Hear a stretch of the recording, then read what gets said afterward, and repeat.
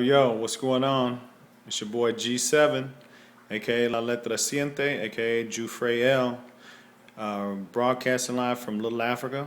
Hotep, Salam, Assalamu Alaikum, Namaskara, Salud, 13 love, 13 respect. Shout out to the 13th son. Also, just as important, if not more, shout out to the ancestors and the seeds, the future. It's been a while since I put a video out in regards to the movement, knowledge, or any of that, so I promised I'd put something out there. And actually, I'm actually a little late, a little overdue. But anyway, today I wanted to kind of dive into Ma'at and/or polarity, one of the topics that I don't think we get enough time and effort put into, especially in the beast school systems. When we're looking at polarity, one would need to consider positive, negative, neutral, protons, neutrons, electrons, you know, hot, cold, warm, wet, dry, moist, sweet, salty, bitter, short, tall, average, natural, artificial, hybrid, good, bad, undecided, organic versus non-organic, hybrids, and rivers versus ponds, and ever-changing.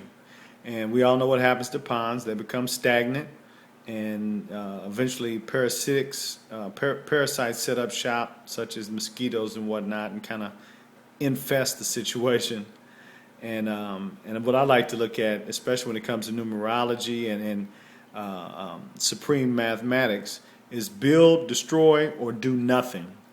And all three of those come with some sort of karmic repercussions.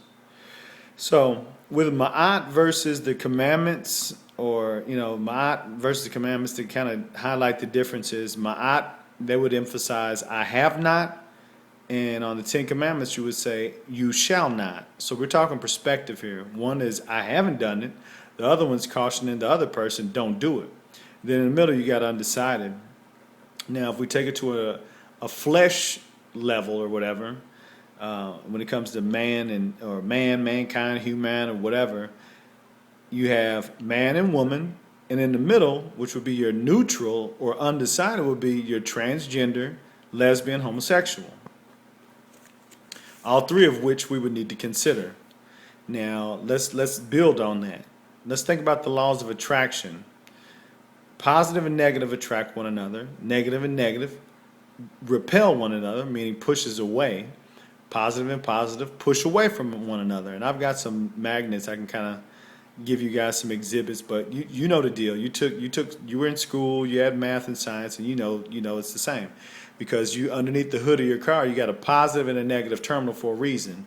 You turn around and have those inverted, you're going to blow the battery up. Now if you put them together, the negative and the positive, positive and negative, you put them together, you can start that motor up. And my favorite is in all the ancient texts I've come across, whether it was Sumerian, the Torah, the Vedas, the Bible, the Tanakh, all of these, even the Tree of Life. You got two different sides in the middle, and the main thing is they emphasize creation. So what does positive and negative create? You potentially create a seed, or the baby.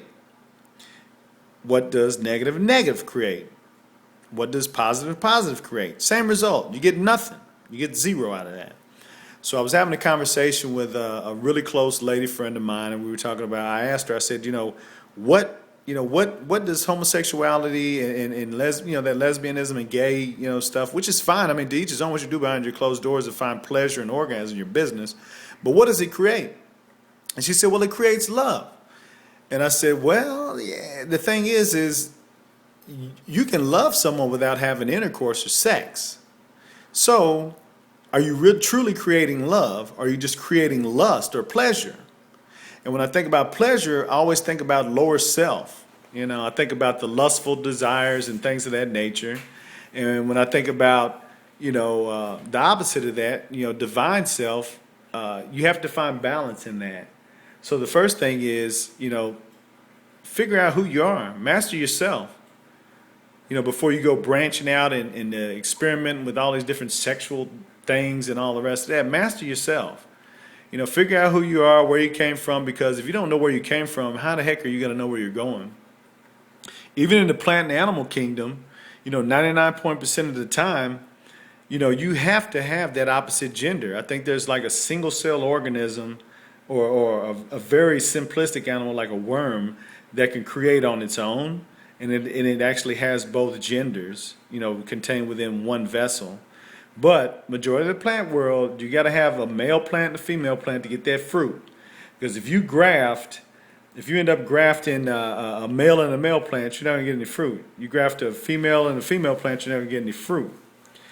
So there's a place and time for all things in existence.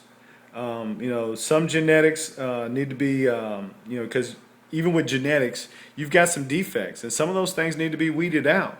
So if you're in the middle and you're undecided and you're whatever, you don't know whether to go in a positive, negative, whatever, those types of characteristics need to be weeded out as well. I had a really good friend of mine, dude's from Botswana.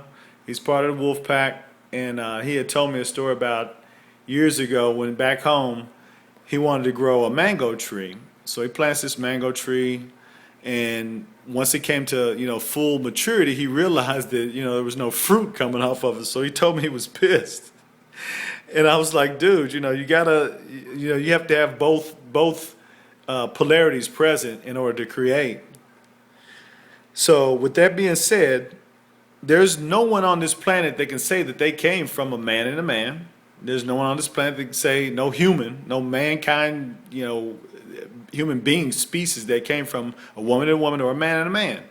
So if you follow that logic, that means that there's a need for a man and a woman to be together. There's also a need for a man and a man to be together, a woman and a woman to be together. But at the end of the day, are you building or are you destroying? So to build the family, you got to have that seed. Same thing between GMO. Like we talked about a little bit earlier, genetically modified food is seedless. But how are you going to continue that life cycle without the seed? Now maybe I'm dead wrong, but please feel free to chime in. I'm just looking at the science of it, the math and the science. I'm not even going to get into the whole love and emotion and the rest of that, because that's the beauty of logic.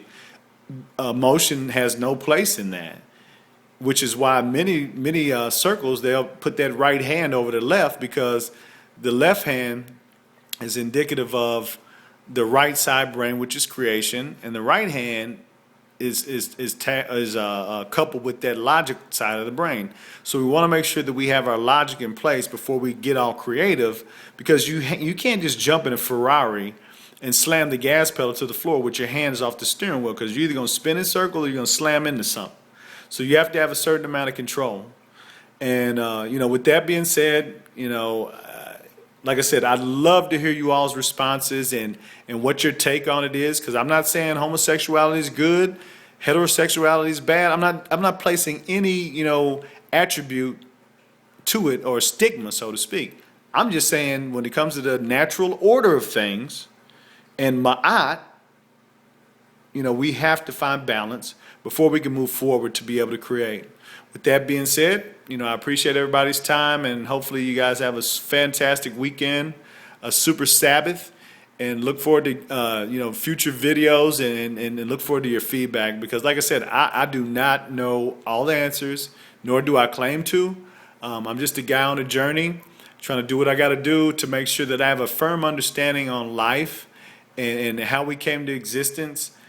So then that way I can exemplify that, as well as share it with my two princes that are up and coming. And so like I said, please feel free to weigh in and have a fantastic day. Hotep, 13 Love.